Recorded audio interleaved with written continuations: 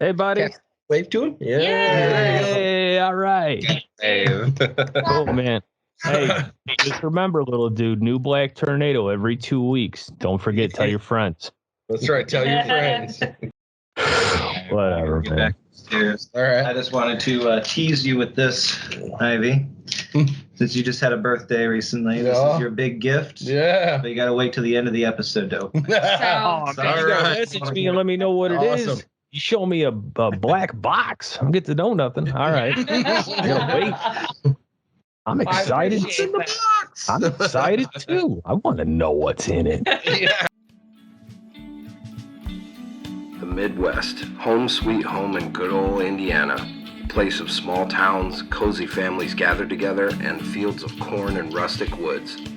But, like any town, there is a dark underbelly that often goes unnoted.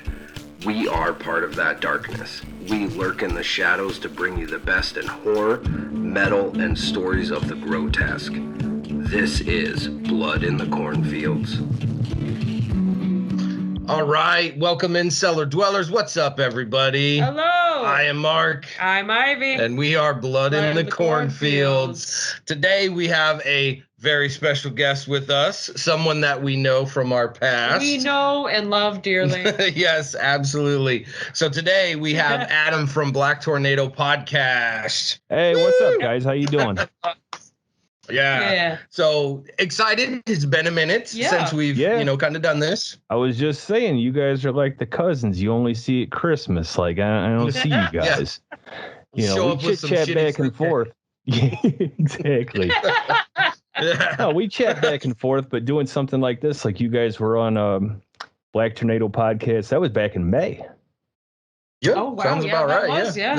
Yeah. It was because it was the day after my birthday is when that's right. we did that. Yeah, that was cool. So you guys were on the show. I've been wanting to come on here for a minute, so this is really cool. Yes. And we get to talk about a movie that I love that for whatever reason a lot of people don't love.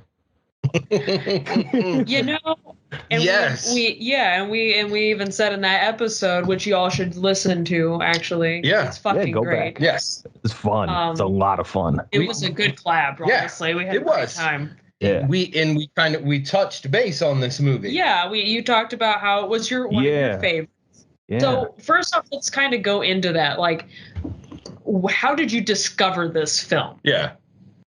Yeah, so I'm happy you asked. That's the story I wanted to tell. So I was living in Florida. I can't really remember when, maybe like 2013, 2014, something like that. And so I lived next door to my uncle, and we was doing construction together. And we used to go to the video store, and we would seek out these B-rate horror movies. And so we would just, anything with a goofy title or a goofy premise, it went in the basket. And I was looking at something, and I hear my uncle. He goes, "It's a movie that takes place on a shuttle, an airport shuttle." He goes, "How stupid does that sound?" I go, "Perfect." I go, yeah, that's us. That's what we need to watch. And we got back to the house, made some grub. He knocked out about 45 minutes into it. I look over, he's snoring on the couch. So my uncle would fall asleep during the great, No Country for Old Men, the greatest movies of all time. My uncle's going to fall. If he's tired, he's going to bed. So I fell in love with this movie. I found something about myself over the years. I've been watching horror movies since I was a little kid. I like movies that take place in central locations, like Frozen or ATM or 247 Fahrenheit. I like movies that are even The Strangers is another good example. Like I like movies that take place in a central location. And the thing that's great about this is that it's not really that drawn out in real life, but like this movie's based in reality. There's no monsters, zombies. And while those movies are also scary, this is scary for a different reason. Yeah, there's an element of realism to the story as a whole. Mm-hmm. Right. There definitely is an element of realism to it. Yeah. So actually, let me pause here for a second because I do want to say the name of the movie. The movie is called Shuttle. Yeah. Damn. Right over my head. Yep. Didn't even say the name of the film I'm talking about. Well, you did for a second though, so it counts. Yeah. It counts. You did for a second. It counts. It was made in 2008. So it's an older. God, I hate saying that, but yes, it's an older film. By Magnolia Pictures. Sorry, I had to interject that I knew something about it. I love that though. Thank you. And like it's like his second movie that he's ever made. Is it? Okay. It had a $2 million budget, which sounds like a lot, but actually that's a very cheap, low budget amount. Yeah. And apparently didn't gross back very much. Like only $187,000 or something like that. It's a little bit in the hole. I bought the DVD once, so they got some money for it. Awesome. Support them. Yeah, I don't believe it went to theaters.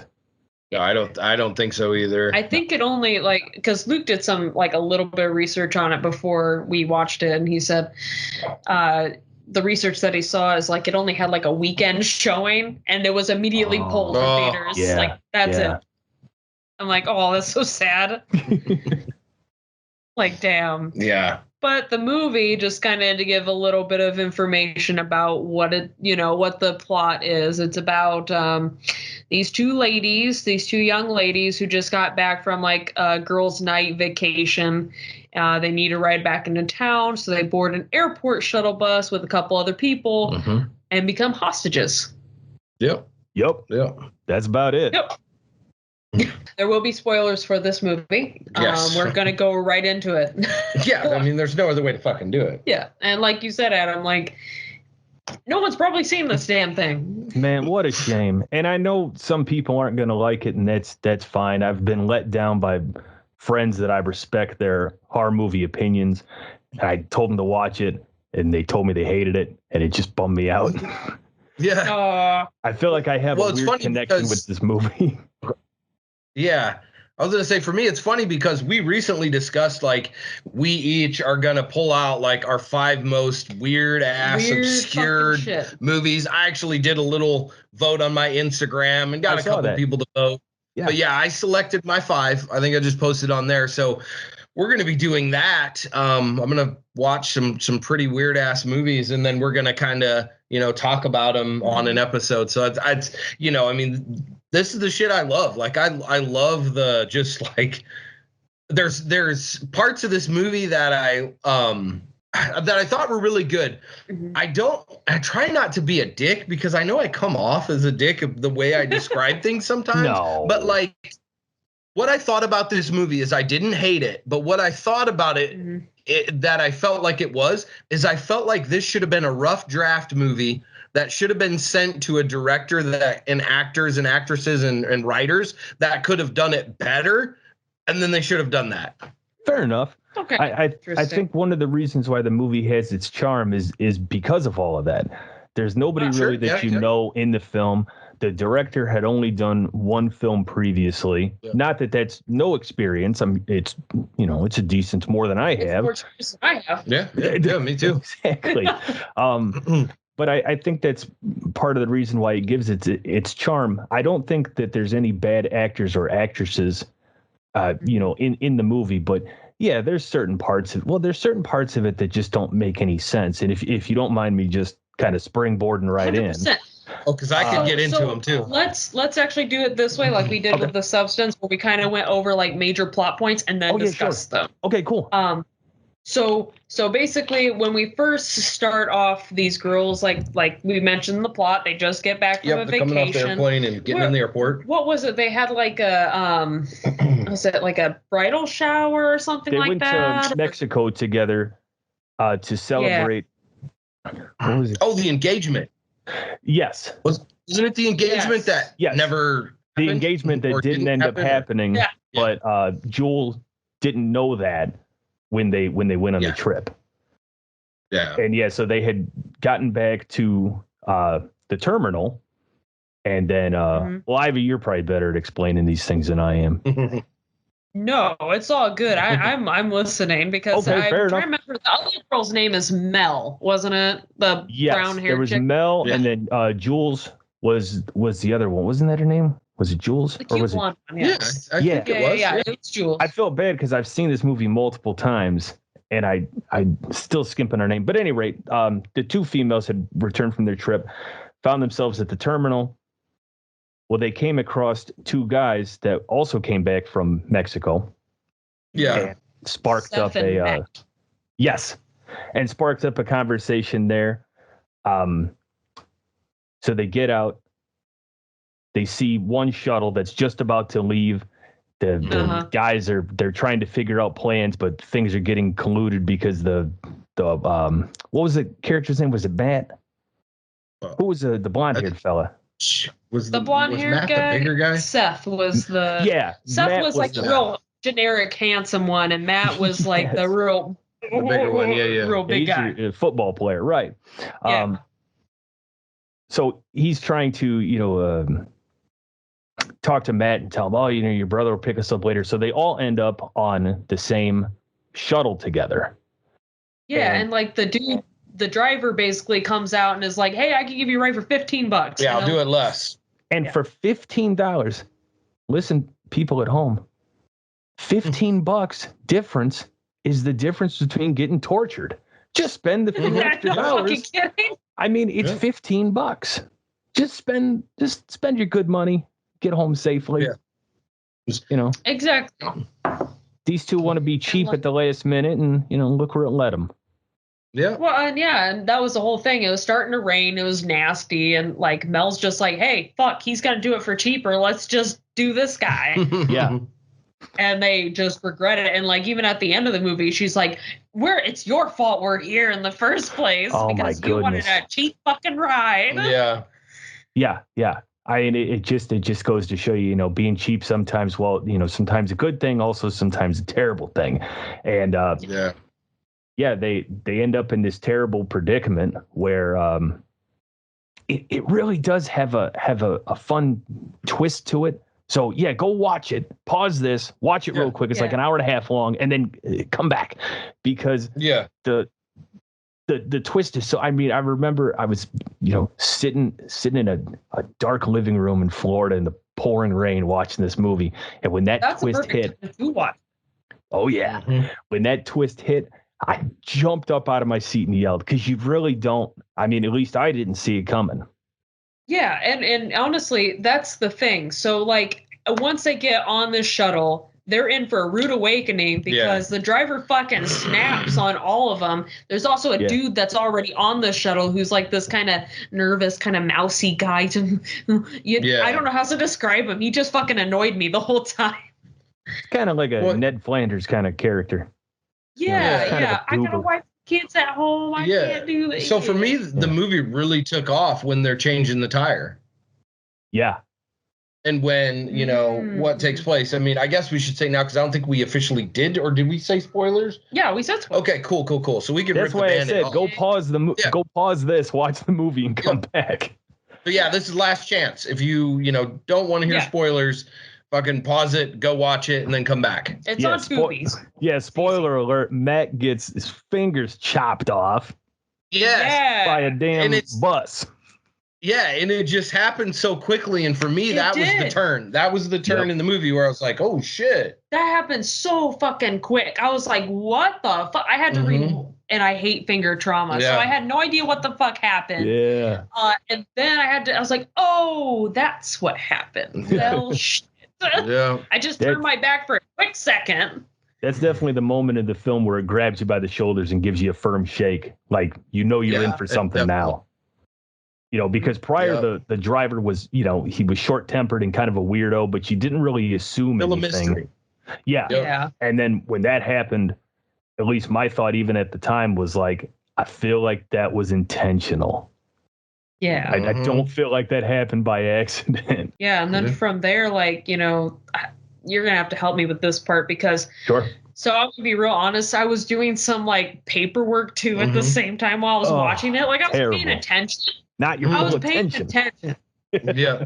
But I was also trying to get this done because I had kind of a bit of a deadline for it, and I was like, okay, get this shit done real quick. But I also want to like fit a movie in, you know. So that's the time when they all come back on the bus that he kind of lets them know, like, hey, shit ain't exactly like you're expecting because I'm not taking homeboy to the hospital. That's what it was. So it's where he kind of reveals some shit's going on that they're not expecting. He doesn't fully reveal what's going on, but he kind of lets them know some shit's going on. Right. This is not your regular trip home. And I think Seth, the generically handsome one, he's the one that like tries to make a big stink about it, and he just full on fucks him up in the face. Yep. Yeah, and that was really the reveal of the driver. There's definitely something going on here. It's like I said, it's not going to be a normal trip. Yeah, and that's the one thing that I liked with the movie is they were able to keep the ending, a complete mystery, and you don't exactly know why this guy, like, what's this guy's motive? You don't know what exactly is going on, and the movie does a good job of you not really being able to understand what's going to happen in the 100%, because like there's something that rings true all the time that these girls are on the bus. They keep saying, why are you doing this? Why is this happening? What the hell's going on? The characters were in the dark too. Yeah. How can you be doing this shit? Right. And I 100% agree. Like, what the fuck is going on and why is this happening? Yeah. And then I know after he like fucks up his face, and is that after that the part where he makes her go into like the store? Well, so that's right ATM's next. Okay. So right after that, well, that's when he pulls the pistol out. Yeah.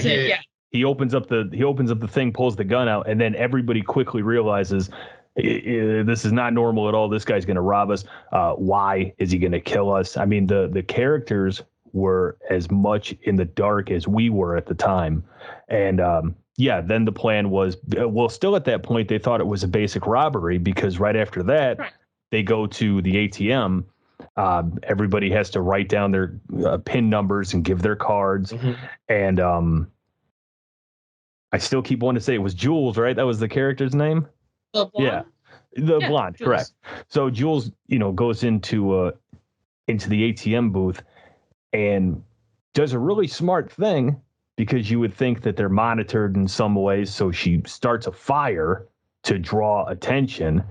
And this is one of the parts of the movie that throws me because you're trying to tell me that ATM booth does not have fire suppression. It's just going to keep burning with all that stuff in there, all that money, everything else is just going to burn. So she's hacking she's hacking to death because now the driver has got out and is holding, he's holding the door shut. So she's just inhaling smoke. And I think it was right when we spoke, I rewatched it.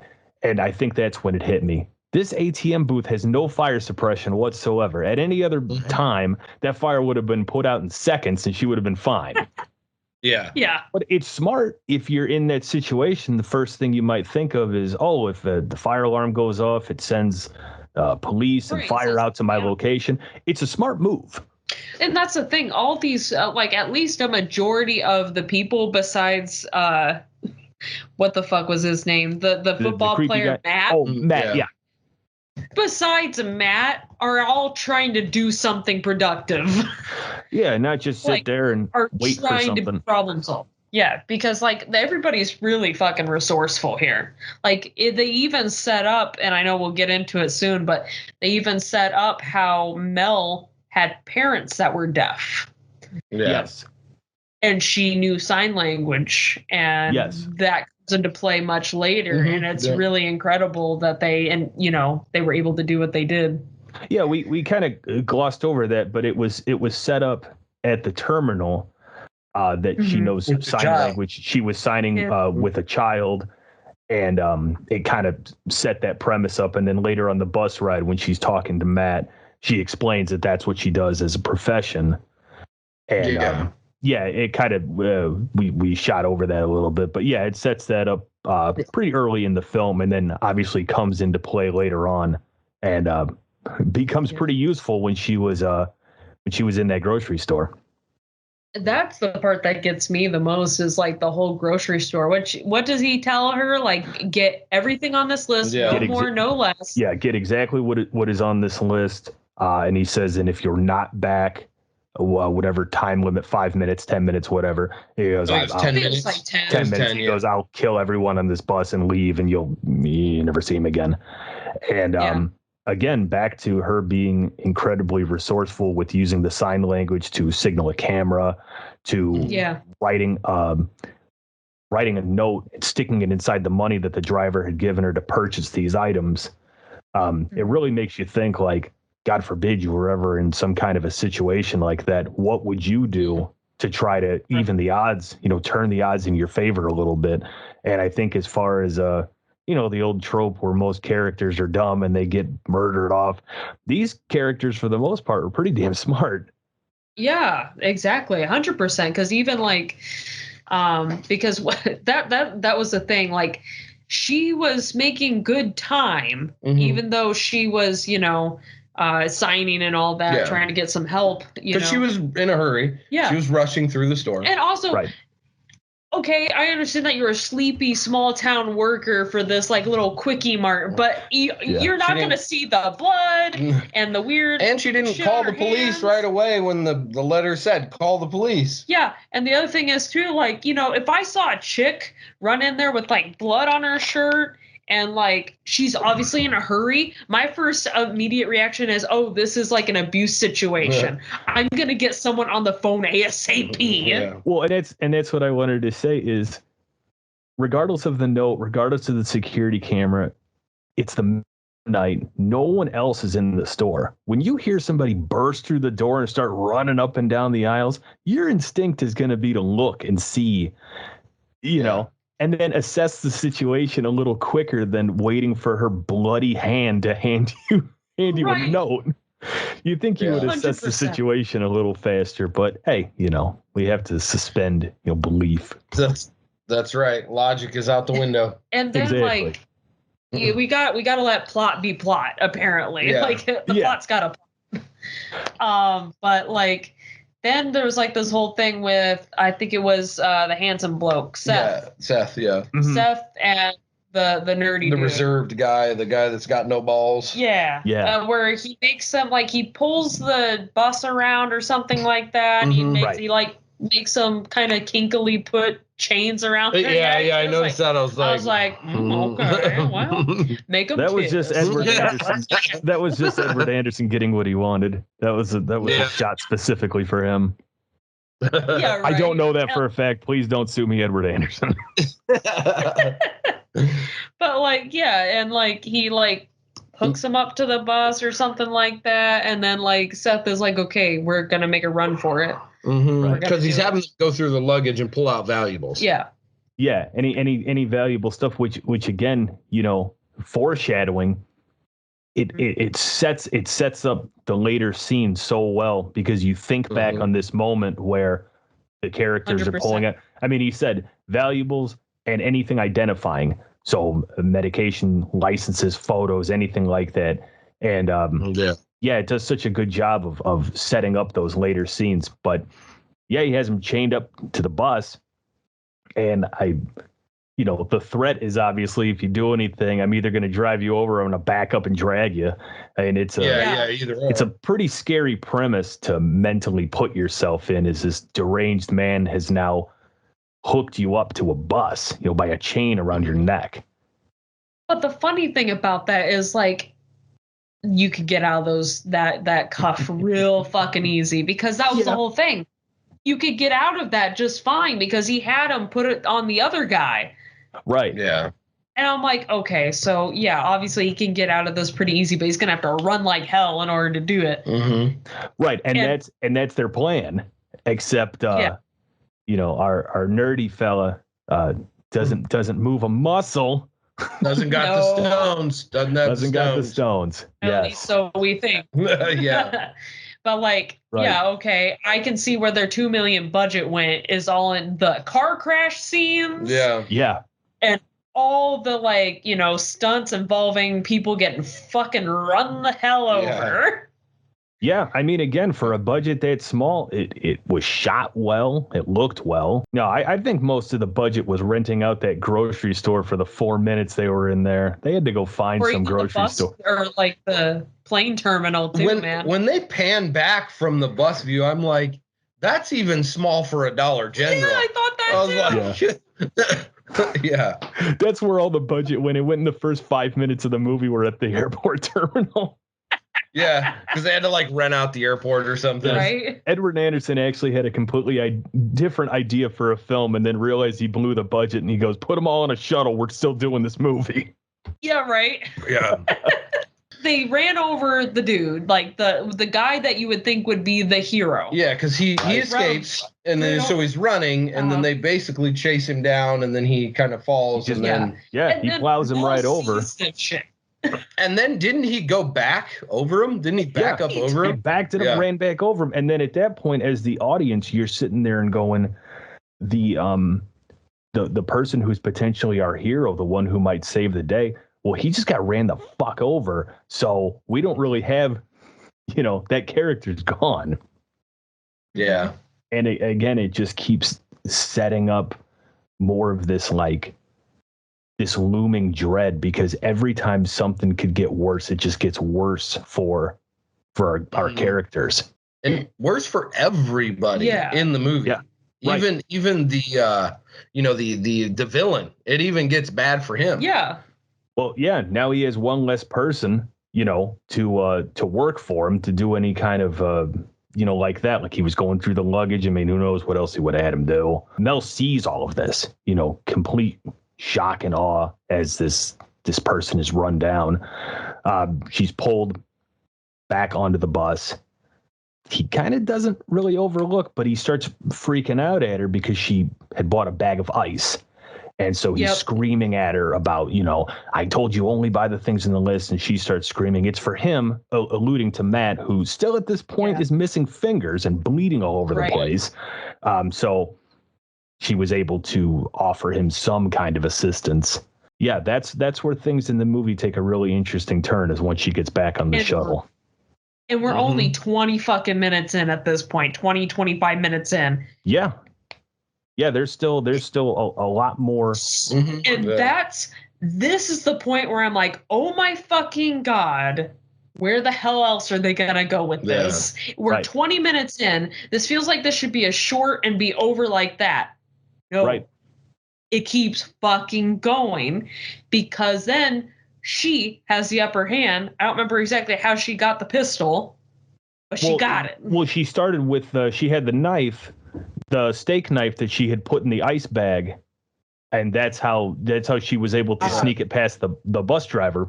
Was she had the steak knife, steak knife that she had stolen, and slashes out at him when when she has the opportunity. That's right. So there's this struggle. I mean, at this point in the movie, they've done everything they can, from trying to scream out the window to Jules starting a small fire in the back of the shuttle, lighting a flare. Yeah, anything to try and get outside attention, keeping in mind that it's the middle of the night. They're in the middle of nowhere. There's not really attention to be got, but they're trying to survive. And so she, while inside the store, I don't think it was shown because, well, that would have set it up and kind of ruined it. But at this point, she opens up the bag of ice that she got from Matt, produces a knife that clearly she had stolen from the grocery store, and slashes out at the driver, and is able. That's, I think, the first time in the movie that the good guys get one, is actually able to injure him by slashing at him. If I'm remembering that correctly. Yeah, that's correct. You're right. Yeah, because then that's when they get the upper hand. She has a fucking pistol, and she's like, hey, "You're gonna fucking do whatever the hell I tell you." And it gets funny for a brief second because Jules is starting to threaten him. Yeah. She's talking a bunch of shit because now they finally at a position where they can. Mm-hmm. They've been being tortured for the last 20 minutes. They have him with nerdy guy, I think, has the pistol behind his head. And then Matt, I can't remember what Matt's the deal is. Like he's just watching. Matt and the nerdy guy were sitting next to each other. That's what near it was. the rear of the bus. Mel was driving at that point, and Jules had the pistol trained on the driver. Yeah, that's right. If I'm remembering that correctly. So they finally have a bit of upper hand. And then the craziest part of the fucking movie happens. Again, 1,000 spoiler alerts. Pause this, watch the movie, come back. Yeah. It pans to Matt, and he's holding his neck, and there's was it his neck or his side? It's his neck. His neck. He's holding his neck, and we see all this blood trailing out of his neck. Well, he had a hand injury, so how the hell is he bleeding out of his neck? We pan, and the nerdy guy shanked him in the throat. Mm-hmm. Yep. Yeah. That was nuts. I had to like rewind that because I'm like, what the fuck just happened? And then that's where the movie gives off its huge reveal, is that the nerdy guy the whole time was in on it. You just think he's some unassuming guy that just wants to get home to his kid. He just shanked Matt in the throat. Yeah. And that's when it really like it gets into its next act. And it's I've seen the movie multiple times. It's still good to rewatch, but boy, it really grabs you that first time you see it. It really did. It's the big reveal. Yeah. Yeah. Yeah. And you can't, I mean, I honestly didn't see it coming. I don't know if that made me simple-minded or not, but I'm like, I didn't see it coming. Me too. I didn't either. Yeah. So I was like, damn, okay. And it does a great job of just, it does a great job of just grabbing your attention right in that moment. You know, you're full. If you weren't fully invested before, you are right now, because this unassuming guy, you know, is now in on it. And then it kind of turns out that he's like creepier than the bus driver. Oh, he's worse than the driver. He's way worse than the driver. His little strip tease with the tattoos. Yeah, grabbing Jules's hand and like putting it to his, or it was Mel, I believe, putting her hand to his chest and, you know, explaining it. And it really, you just got this really creepy feeling over you, you know? Yeah. Mm-hmm.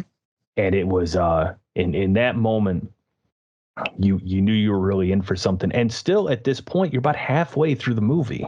Yeah. So you're not even halfway. You're 30 minutes in, because I was checking that thing on Tubi and I'm just like, oh my God, I got more of this.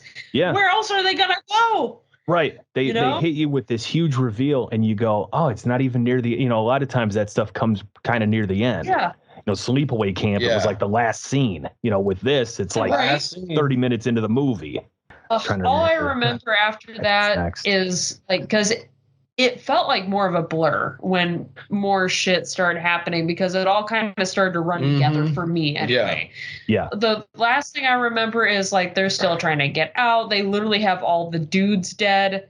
All the men are dead except for the two nasty dudes. Right.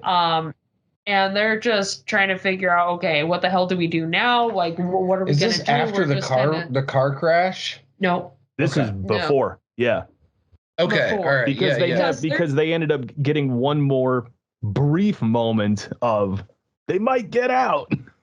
Yeah. You know, and then obviously was quickly dashed. Like I said, this is where it's a blur, because I really don't remember what happened up to the point, but I do remember they get one more one up. Yeah. So I'm remembering it was. So then the plan is completely revealed as far as what's going on, because our creepy guy is now explaining to the driver and us, the audience, explaining like, you know, they can't be injured. There can't be anything, you know, you can't kill them or anything. And it starts to set up this kind of dark afterthought you're having where you're going, okay, there's only like a handful of reasons you would say that. And quickly you realize that something even darker than just robbing a bunch of people is going to be. So that's right, because Mel's like, so it isn't just for the money, it's for something else. And then he says something like, the nerdy dude, the nasty guy, we're just gonna call him nasty guy now. Nasty guy literally is like, well, let me get a taste of the merchandise before. And it's like, oh, that's what you're going to do with them. They're being fucking sex trafficked. Yeah, that was the sentence when everything clicked, where you were like, okay, yeah, this is about money, but not in those terms. Not just simply robbing a handful of people. So, and even I'm blanking on this, because when we spoke originally, that's when I had rewatched it, and I'm forgetting how the two scenes connect. But at some point, the bus is disabled for some reason. Yeah. I don't know why it stops. I can't recall, but the bus is disabled for some reason. Mel is able to escape. Mel and Jules are able to escape, but Mel gets captured. Yeah, well, the one... That's so right. If you remember back, our main character tells her best friend, if you ever get a chance to escape, do it. I don't care about me. Yeah. Like, you just run. So, to fast forward back where we are, so she takes advantage of that or honors her best friend's wishes, and she escapes and starts to run away. Mm-hmm. Yeah. That's right. That's where that really nice Asian fella finds her, gives her coat, jacket, and everything, is like, oh, I'll get you help. And she's like, my friend, she's still alive. Like, I need to go back for her. Yeah. Nope. Right the fuck over. Oh. Good Samaritans get it in the end. Yep. Wrong place, wrong time, helping somebody when you should have just kept driving. And it was such a great shot, because it all happens in like a single frame. You don't hear the speed up, you don't hear anything. It just boom, and the guy's dead. Yep. And that was really for the audience. That was another point of, every time you think something's going to go right for them, it is quickly dashed away. Yeah. Yeah, 100%. And so this poor man who's trying to help just, got nailed by a bus and is very much dead. Yes. Yeah, very much so. And they definitely both get captured again. They both get caught again. Girls. So now we're back to essentially square one, where they're both back on the bus. Everybody is fine. And then the tables do kind of turn again in their favor. Is they're able to take on the creepy guy. Did she get the knife back? Yeah, she did get the knife back. Yeah, I think she got the knife. It was wasn't it on the floor? Yeah. And she scoots it with her foot? Yes. Yeah. Correct. So she was able to get the knife back, and they're finally able to, if there's any small victories in this movie, this is probably the only one where they're able to take care of the creepy guy. Mm-hmm. And so again, you would think the tables are turning, but you also have to remember the driver still has that gun he's waving around, and there's not really much a knife's going to do against a pistol. Which really pisses me off, because, bitch, you had the chance back when you turned the tables on him the first time to shoot the fuck out of him. Yeah. Oh, absolutely. I mean, there. Yeah, you could have, and if you really wanted to be extra vigilant and paranoid, shoot the driver in the head. Tell the creepy guy, hey, man, sorry, you're getting off this bus. I don't know you. I can't trust you. There's dead folks around. Get. And just boot that dude off the bus. Movie would have ended. Credits would have rolled. Get him. But Get on hell. Yeah, sorry, man. Way back to your family.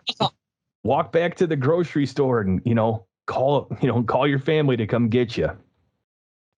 But yeah, so they the creepy guy is taken care of. Of course, that doesn't really matter much, because the driver still has a gun. Still goes on. Yeah. Well, and then they discover that.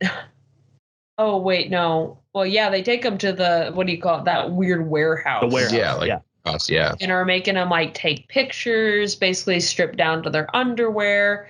And then the most unrealistic scene, they have her dye her hair. I know, and she comes out into the bathroom and it's immaculate. Listen. She didn't have gloves. There was nothing on her hands. I know. There would have been on her face and shit. This little white fucking streak I have in my hair. Mm-hmm. This that I just got. Do you know how long that took? Mm-hmm. 3 hours. I was saying, I'm going to guess a while. 3 hours. Yeah, she dyed her whole hair perfectly in about 4 minutes. Yeah. How the fuck did that happen? with box dye. That was the thing that just blew me away. I'm like, no dye on her hands, on her neck. No. We're assuming that Mel helped. There was no dye on Mel. I mean, come on. Well, and the thing is, though, too, she would have to bleach. Because if she had hair as dark as mine, she'd have to bleach the fuck out of her. Yeah, you have to strip the color away before you can add color to it. So no fucking way she'd be done in a matter of 20 minutes. No. Yeah. Oh, I just got a message from Edward Anderson. He said that's in the deleted scenes in the 20th anniversary that comes out very soon. Oh, all right. Good to know. Get to see that later. Yeah. Unedited cuts of them just arguing with each other and her just it adds an extra 3 hours to the movie. Yeah, 2028. Yeah, it's coming. Yes. Yeah, I mean that didn't make any sense at all. It kind of took you out for a second. I think that whole premise was a little odd. I mean, is all of that? I don't know. I don't traffic people. Maybe it's all necessary. Why are you going through all this effort? The shoes have to be right and everything has to be the certain.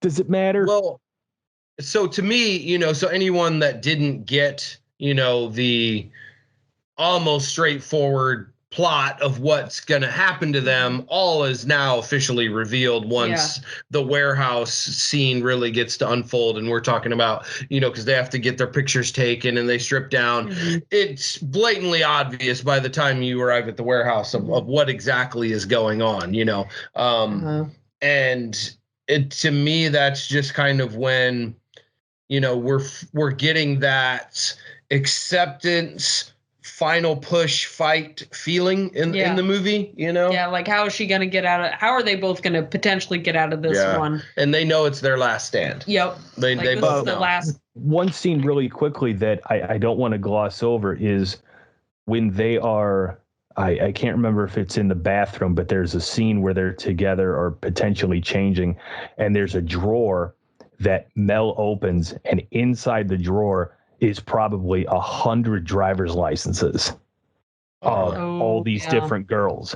So it sets up for the audience. This is not the first, they've been doing this. This driver has been doing this for a very long time because he's keeping the driver's licenses of all of the people. And it was just, it's a 2-second scene, but I just felt it was, I'm glad they put it in. They established that, these guys are professionals, or this guy, at least this driver is, this ain't the first time he's done it. It's almost like that's his, his little trophy box is all of these driver's licenses. And so, who is it? Jules ends up getting it pretty bad. Gets pulled onto the bus. And,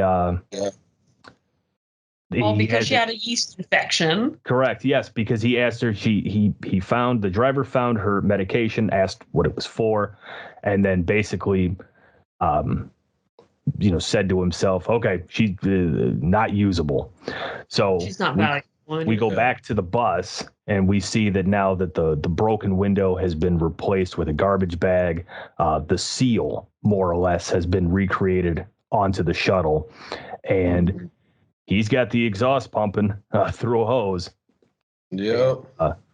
That's pretty much all she wrote there. Yeah. I felt so bad. I'm like, no, God damn it. And then you have the best friend hearing her, screams and not being able to get to her. Yeah. Yeah. It was, it's a pretty dark way to go out, trapped on a shuttle as it fills with noxious gas. Mm-hmm. That's just so sad. And she was buckled in too, so let's make that point because she wasn't just sitting there. Back off and hop on out, but yes, she was bound and she was seatbelt in, and the seatbelt has a way that it locks and you cannot unlock it. We learned that in the beginning of the movie. We didn't say that, but you can't just unlock it. Yeah, there's some kind of a special setup where once it's locked in, it's kind of like a cop car. You're not getting out through the back door unless they open it. Yeah. And so now we find our only character, our only,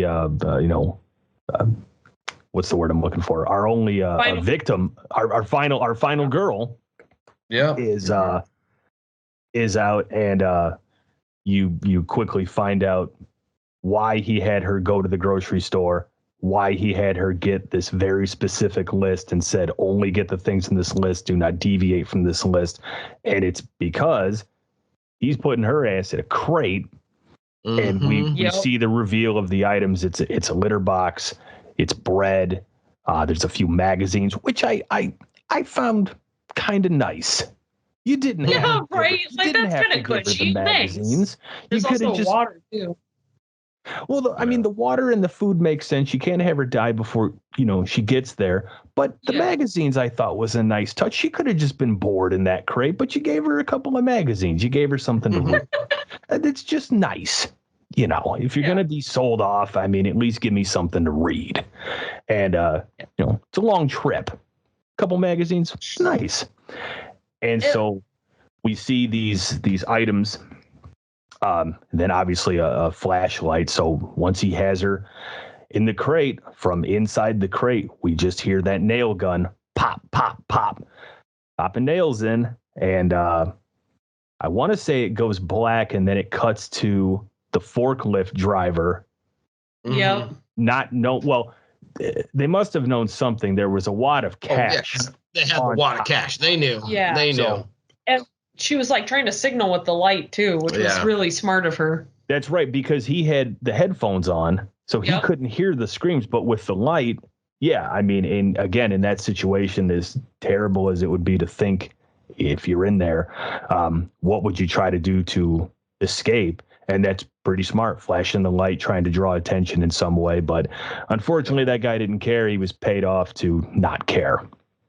Mm-hmm. And so she's loaded up, and then we get a pretty dark scene. It's only 2 seconds long, but we see the international cargo ship, and we see that lone crate, getting loaded, and it's just. I think it said East Asia on it. Yeah, East Asia, did. correct. Yeah, and it's pretty dark as one of the final shots of the movie. That's where the rest of their budget went. Yes, to getting the licenses to shoot that ship, and then we cut back to the airport terminal, and we get our final scene, which is Mel's missing bag on the luggage carousel coming through, and then the movie just kind of ends, and you're sitting there going, what the fuck? But that really fucking sucked, man. Yeah, great. Like, as far as that was sad, is what we mean. No, yeah. You go, okay, now what the fuck am I going to do? Nothing? She's just, that's it? And I've talked about that scene with many people before, and everybody pretty much told me, like, as soon as that ended, they had to watch like an episode of The Office or It's Always Sunny in Philadelphia. Like, they just had to change gears, because there's no winners in the end. There's no nobody made it out. Nobody's okay at the end. No, it's not a happy ending. It's not, it's definitely a gut punch at the very end, because this person that you're following and getting attached to and rooting for is now headed into God knows where she's going now. Oblivion. Nobody knows, but that it's not good ahead. Now, I've always said, and if Edward Anderson ever happens to listen to this show, I've always said that you could take a really great approach here, and you could do like a quasi spit on your grave situation where, she gets there and she just starts slashing motherfuckers and somehow escapes. Yeah. So just do that, please. I got one better. So she's in East Asia, so she gets free, and some karate monks take her in and they teach her karate. You're going with it, and then they have her come back and she Steven Seagal's the shit out of him. Yeah, he goes straight Cobra Kai and whoops. Yeah, it's like see, that's where Taken should have gone. Liam Neeson's Taken. Yeah. This movie's a better representation of sex trafficking than whatever the fuck that was. Taken. Yeah. Well, I mean, Taken had, they had the other kind of premises set up with him. This movie was pretty much just, like I said in the beginning, $15 and you would have got home. $15, would have made it. And it's just, it really is the unassuming guy that you have to keep your eyes on. Yeah.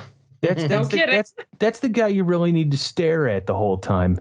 So just for future reference in life, the unassuming guy, watch him because he's up to something more than likely. Always the quiet ones. Boys and girls, he's plotting. Always the quiet ones. I still can't get over my biggest problem with the movie. Again, it's a stupid thing, but it's the fucking fire suppression inside the ATM. I mean, that's true. Come on. So mine is when our main character, and I never use names because I never fucking remember, no, I'm bad. But when our main character, for the first time, jumps into the driver's seat and she does this with the window. Right. Like, bitch, what are you doing? Turn the van on or fucking pull that door over there. It's like a bus. But what are we doing with the window? Like, I was like, and like we said earlier, I mean, you have the gun trained on the guy. Just take him out because he's and there's something really small that we glossed over. It makes sense for the movie because he's trying to get them to not do it, but he's basically saying, if you kill me, then you're a murderer. And it's like, well, wait a minute, you did just kill a few people. Like, there's no way we'd be convicted of any of this. Yeah. If anything, it's in self-defense. We're fine. That's what I mean. I mean, there's no way we would be convicted of any of this. And he's sitting there going, hey, if you kill me or if you let me bleed out, you have to help me. And the whole time you're sitting there going, no, man, you don't. You don't have to help him at all. No, you don't know him shit. Yes. However, I wonder what type of movie it would have been if she did kill him. It would have been a 15-minute movie is what it would have been. Yes. Yeah. Well, because here's the thing. If she did kill him, would that mean Creepy Man would finally snap out of it and be like, what the fuck? Yeah. Or would he just played it off and been like, yeah, right? Like, they don't know, but I'm outnumbered. Gotta know. Yeah, I'm outnumbered. They have a gun. I need to just play this off as if I'm normal. But that really raises an interesting question, is that obviously we can say that Creepy Guy was far worse than the bus driver. What if the tables had turned and the bus driver was killed and now it's Creepy Guy running the show? Right. I mean, that would have probably been, not that it ended well anyway, but it probably would have went a lot worse before it also didn't end well. That's something to think about, is what if the tables turned there? Yeah, because that was something that just kind of bothered me throughout the movie, because I'm like, hell, my first gut reaction is I'm going to kill this man. If I have a gun, he's dead. Yeah, it's over. And quick. That's it. Don't think about it. Just do it and then assess your situation.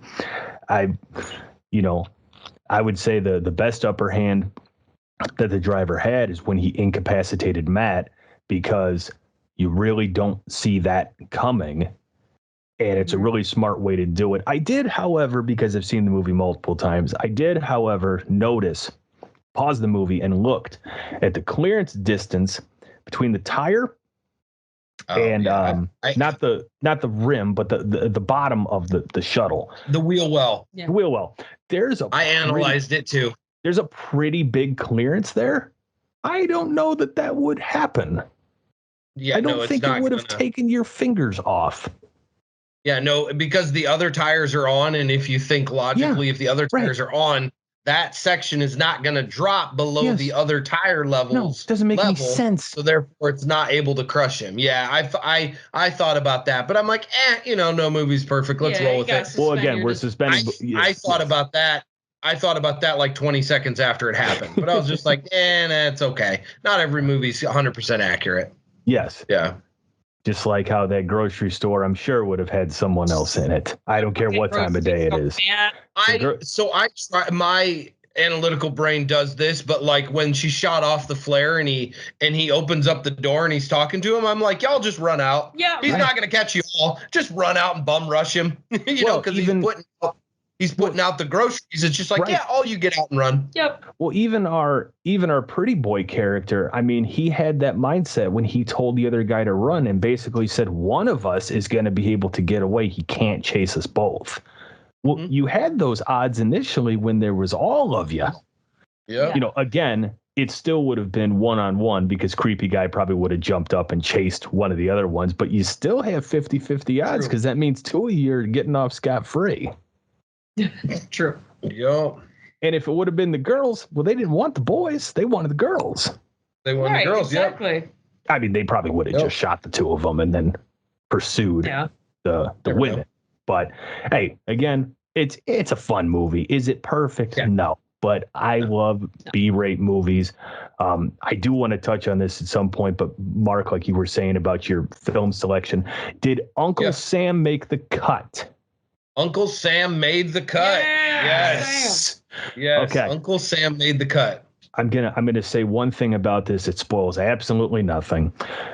I watched that movie when I was a young teen with a bunch of friends. We went to the video store, rented a bunch of movies, and that was one of them. And in the middle of the night, a friend of mine, nobody was drinking under the influence of anything, and a friend of mine starts screaming at the top of his lungs. It's 3:00 in the morning, screaming in my house.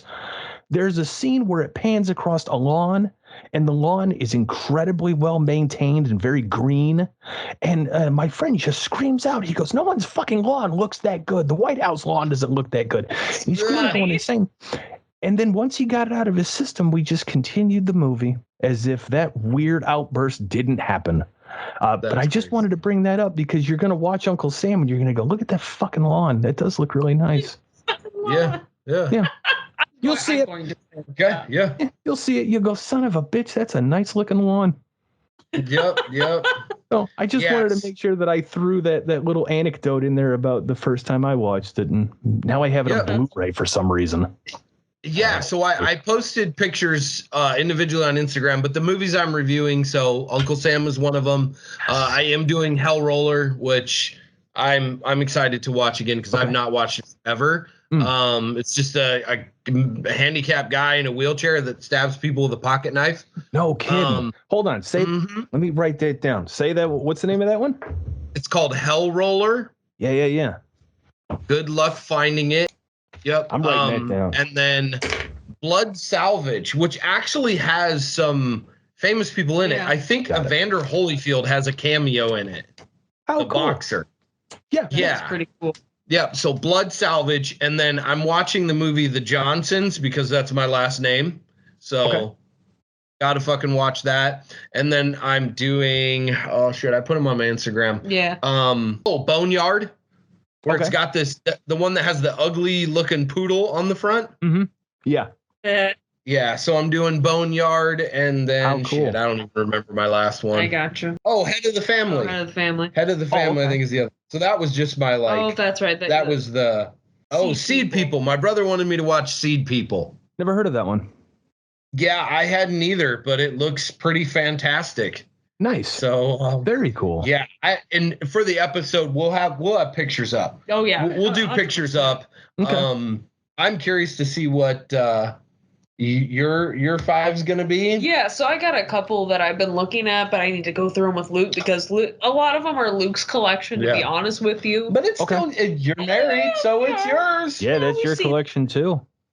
We just got around to taking all the DVDs and actually putting them out, and I've had stuff in boxes for a couple of years, and we were talking about the horror movie conventions earlier, and I just came across my signed copy of Cannibal Holocaust.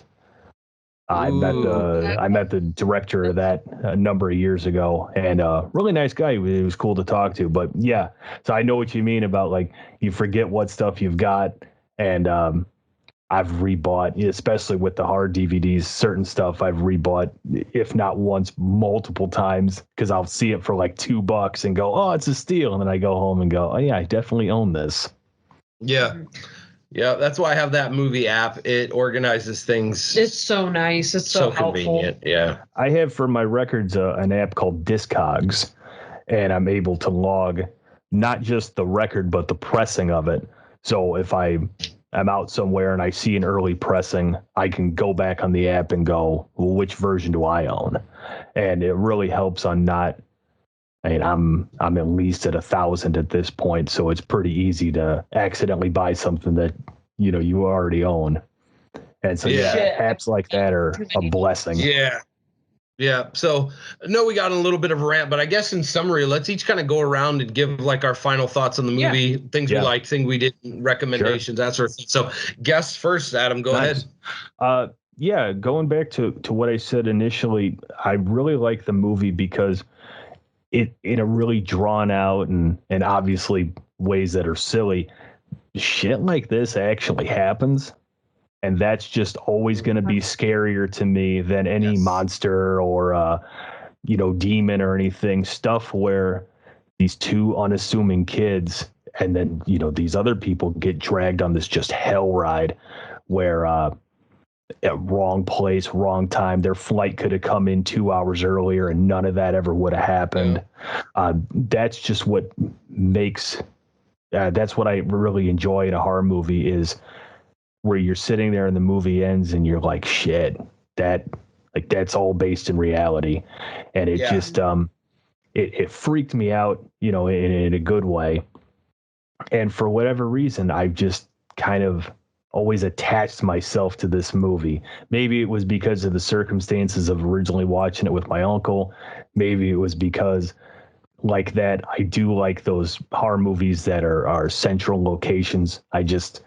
I like when a director has to think inside of almost a literal box, like the first Saw film where it all took place in that warehouse. That room in that warehouse. I just really like stuff like that. So I love the film. I've recommended it to many people. Some people say they dig it. I've had other people tell me, why did you waste an hour and a half of my life? I genuinely enjoyed it. I thought that the plot was decent. For what it is. And I really like the roller coaster of sometimes we think they're going to get away. And then just as quickly as we think it, that idea is dashed out from under us. Yeah. Mm-hmm. Squashed. Yeah.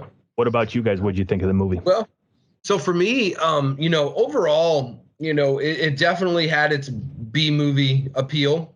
Sure. For me, I liked that the story was not predictable. And I kind of like the twists and turns that it kind of takes you on. I thought that it was really well thought out for a movie of its budget. And I guess that's what I tried to describe in the beginning is it felt like a movie that could have been, a Hollywood high budget type movie, famous director, famous actors and actresses. It seems like this movie could have been done, that. And I really liked that. It was quality, for what it was. I mean, because it still was B, so it had its, B moments, but it was quality, the storytelling. And then of course, I mean, I love movies in the end when the hero doesn't get away, where you're having to think or you're actually getting a feel, because you watch so many movies where it's like, okay, well, I know this is going to end happy, but it's just, when is it ending happy? And the last girl's going to walk. Yep. And this one is a gut punch. And then also the fact that it's tied into reality. And I mean, this was made in 2008. And in my opinion, the whole sex trafficking talk and conversation is at the forefront more now. Yeah. And so for me, it does add some realistic, elements to it, because especially, where we are, like someone could be abducted and they just head up the highway up into Michigan, you're up into Canada, and then you're gone. It's a little bit more relevant now than it was in 2008 when it actually came out. Yeah, but to just, at the end scene, I mean, to me, that makes the movie. It absolutely made the movie, is where you're seeing the crane put the container.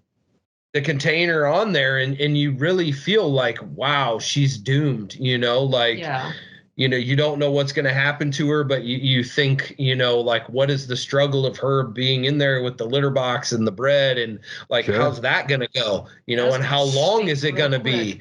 And I love that it ends with all those questions. But I was going to say, as soon as you have those thoughts, the film ends. You go, what's going to happen next? And then it ends. And it's just a perfect way to close out a movie where, like you were saying earlier, and I enjoy those movies too. One of the most popular ones I can think of off the top of my head is House of a Thousand Corpses. I mean, there's no happy ending in that movie. Yeah. It's just the bad guys win, film cuts to black, see ya. And it is nice to, the trope is that our last girl always walks away. And it's kind of nice when every once in a while, no, nobody walks away this time. Yeah. Yeah. I think because it adds, to me, it's the brilliance of it, because we're having a movie that is based on a realistic topic, especially that's relevant right now. And then the girl not getting away makes you think about that realistic topic. It's the clash of the two schools of thought combining to force you to think about it in a realistic aspect. So I think, to me, that's the most brilliant part of the film. Yeah. Yeah. 100%. I mean, so if I had to give this film a rating, I'd probably give it like a 7 out of 10. Sure, I would too. I really like Sounds it. about right. I think it's good. I don't think I'd watch this film again, though. Yeah. It's not one that I'm going to revisit just because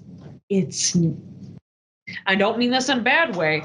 It's not fun. It's not fun. You're right. It's not fun. No, it's not. It's something that if I did watch it again, it would be because I want to get somebody's reaction to it. Sure. Yes. Yeah. Yes. Like I want to get your reaction to it. I want to see how you feel. I want to see if you get the same reaction I felt when you saw the twist ending. It's kind of like The Visit. A movie that's great to watch the first time, but the only reason you would find yourself rewatching The Visit is with someone who hasn't seen it. So when M. Night Shyamalan, that one? Yeah, with the two old people. Yeah. That's a fun movie to watch with somebody that hasn't seen it, because you get to get, your friend or your loved one or whatever, you get to get their reaction to this big twist in that movie. And that's what I like about Shuttle, is that's really the only question I ever ask people is, what did you think of that reveal where, our nerdy guy turns into a creep? And I always like hearing what people think about that. Yeah. But no, I think a 7 out of 10 is pretty accurate. I mean, it's nothing amazing. It's not it's not anything that needs to go down in the history books of horror movies, but it's fun for what it is. The thing is, too, stumbling across something like this, or, a recommendation, is I almost felt like I was watching a European movie. Yeah. Like, where it's more visceral, it's more bleak, one of those. And it was clearly must have been inspired. And it came out around the same time as Taken. But if I had to put the two together, this movie was better than Taken, because it actually talked about the subject matter in a more this is how it is. It fucking sucks. And especially when she goes on, her container gets put on there. Right. My first reaction is, how many of those other containers that look just like the one she was in have other people in them? Yeah. And I mean, going back to what you were saying, the real scary part is Liam Neeson is not saving you. There's no in Taken, you kind of knew, even from the moment it happened, you're like, well, he's gonna save her, because that's what this movie is. Yeah. And in this movie, there's no safety net there. There's no Qui-Gon Jinn to come save your ass. It's just gonna end poorly. Yeah. So one part that made me feel guilty, and I was like, oh no, let's not, because we always talk about if a movie has titties, and I'm feeling bad because I'm like, oh no, is the first time we're gonna see titties when these girls are being violated and being filmed, and I'm like, oh, I don't want that to be. I don't want that to be. Yeah. And so it wasn't. Yeah. So I was like, good. I'm cool with that. Normally we cheer on the titties, but I was like, let's not, because he has them strip, and then I'm just waiting for him to say remove all the way or whatever. And thankfully it didn't happen, because nobody wants it. Non-consensual titties are not cool, people. No. And when we actually do see the titties, you know, in the picture. I totally even glossed over that. When we do see the titties in the picture at the end, it looks like the most disgusting photo shoot. It was. Yeah, because they're all bruised, they're filthy, they're like in the same outfit. Expressions are just like bleak and hopeless. It's a rough.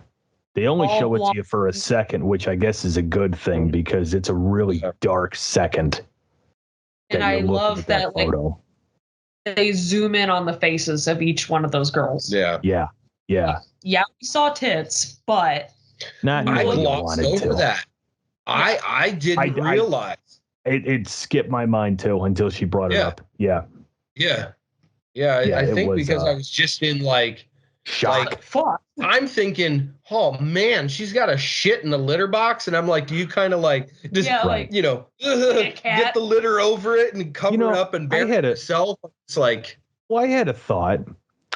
Did he say get 2 magazines, and then did he say specifically what? Like, what if the other magazine was like a Guitar World magazine? I mean, if you're in a situation where you're told to get magazines, did he say specifically get these? Like, because the one looked like almost like a Victoria's Secret kind of magazine, or Vogue or something of that nature. Did she get to pick the magazines? Did she have good housekeeping under the Vogue magazine? I mean, I guess we'll never. I guess we'll never really know. Yeah, she got Guitar World and Modern Drummer. I'm going to find Edward Anderson's social media, and I'm going to message him and ask, did you ever have any thoughts into what that other magazine was? You know, I'll do some research. I'll get us some answers here. Maybe I can get him. Yeah. Wouldn't that be cool to get that dude on and just ask him a bunch of questions? Oh my God, that would be crazy. That'd be so cool. I'm not trying to talk smack about the guy, but what's he doing? Oh. What's you know, what's he doing? Yeah. You're not making Endgame. Come on the show and talk about. I want to ask questions. That would be genuinely really cool. But overall, really good movie. Yeah. Thank you for your recommendation. And it's a solid C. Overall, enjoyable movie. I think just for the uniqueness of it, it's definitely worth a watch. It doesn't end like you'd expect it to. Yeah. It has some twists and turns along the way. You know, I think it's definitely worth the watch. I think it has its own niche. The ending makes this movie, and it's, you know, a lot of times you don't say that. A lot of times the movie is, you know, letting you down at the ending, and this one doesn't. To me, the ending is the best part of the movie. 100%. And I don't feel like the movie dragged at all. I felt like it kept a pretty solid pace. I think it might have dragged as just the part that we don't remember what the fuck happened. Yeah, I know. Between that okay, you know what? Fair enough. Yeah. So like, I mean, yes, in the beginning I was doing paperwork and shit like that, but I was invested after that plot reveal. So I was like watching. Well, the kicker is you guys saw it once. I've seen it multiple times, and I still can't remember that specific part. I don't remember that transition, how they got from point A to point B. But beyond that, it does a really good job of keeping a nice pace. It keeps your interest. And again, it kind of bounces back and forth between sometimes you think they have an out, and then it just never works out that way. Never happens. Never. And then we get to that really dark ending, and you're just like, shit, we're not coming back from this at all. So that was really cool. So fans of Blood in the Cornfields, if you enjoyed this, I want to come back on next year, and I'll bring another crap movie with me. Yes. I got 1,000. I got 1,000 weird movies like that I go, no one's ever seen this. And I don't know why. Maybe because of the poor ratings, or the fact that I now know 5 people that have seen that movie. Sometimes I latch onto a certain one and I just shove it. It's like a good book where you just give it to somebody and go, read this. And I don't know. It's not a perfect movie, but to go back to what Mark was saying, if it had a bigger budget, if it had well-known actors and actresses, and it was run by a bigger studio, who knows how well it could have taken off. Ivy, you were saying that it was right in the heat of Taken films, or at least the first one, I think.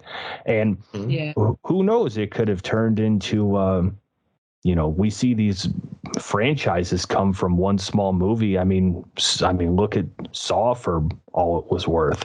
It was shot in one central location, probably cost like $10,000 to make that movie. And, now there's 47 of them. So who knows? Even look at Terrifier, starting with All Hallows Eve and then expanding where it is now. Right. Yeah, absolutely. So no, this is fun. I'm glad I got to. I've been wanting to do this for a very long time, and I don't just mean your show. I mean wanting to talk about this fucking movie where other people are going to hear it.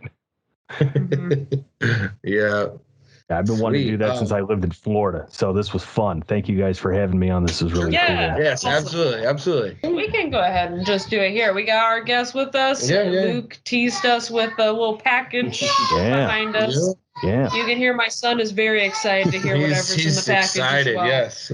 So, yes, to reiterate, yes, I did have a birthday. I'm not going to say when it was because nobody needs to be knowing that shit. But, yes, it was my birthday. Well, happy birthday. I know I messaged you, but for the people listening can hear me say it. Happy birthday. Okay. Fine.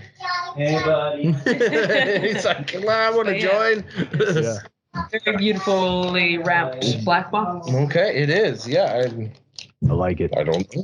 I don't know either. I don't know. I had him going down, and then it's like, nope. All right, so then Mama. we're just gonna see. We're gonna see what's in it. All right. All right. Here it goes. That was really good. Well, you're a drummer. That's good.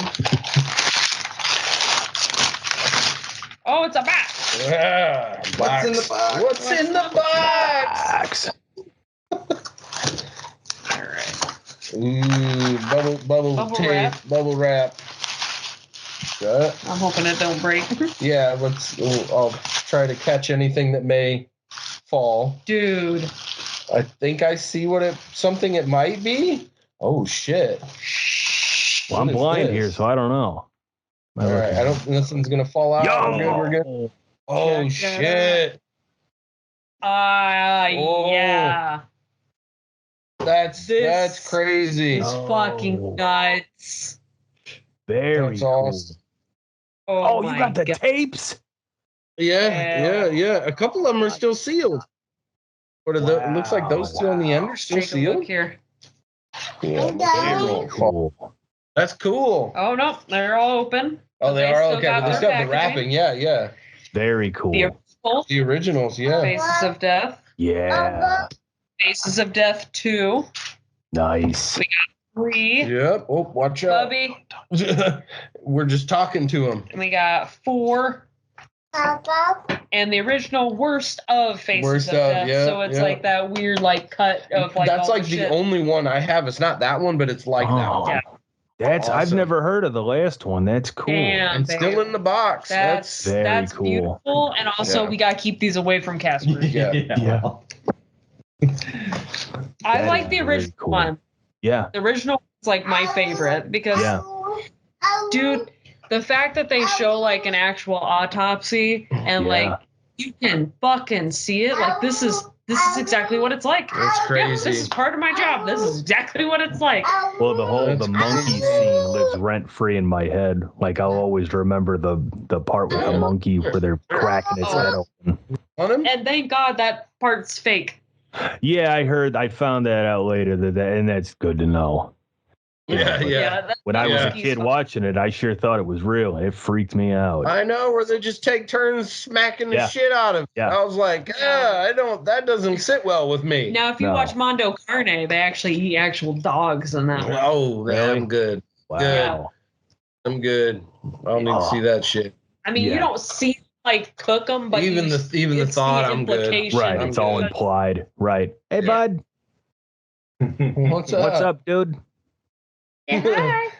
Don't watch those tapes, Werewolf man. Flanders. What you got? You got a little werewolf? You want to show it to him? Here, yeah, show it. Here, can we turn it around? Yeah, good job. There you go. Let's see. Werewolf Flanders. Oh, very cool. Nice. Very Wolf cool. Oh. Yeah. Yeah. Very good. All right. Well, thanks again for having me, man. This was really fun, and I'm glad I got to discuss this movie. like I said, I probably only know 5 people that watched it, and now you two are part of that 5. So it's cool just to do this. And yeah, if you guys ever want to do this again, let me know. Either you or well, I guess it would be your turn next. You guys would throw one my way, and I'll check it out. Mm-hmm. There we go. Yeah, that'd be cool. We definitely can. Hell yeah. Yeah. With that being said, look out for each other and good night, cellar dwellers. Yeah. Bye. See ya. Thanks for having me on, guys. That was really cool. Yeah.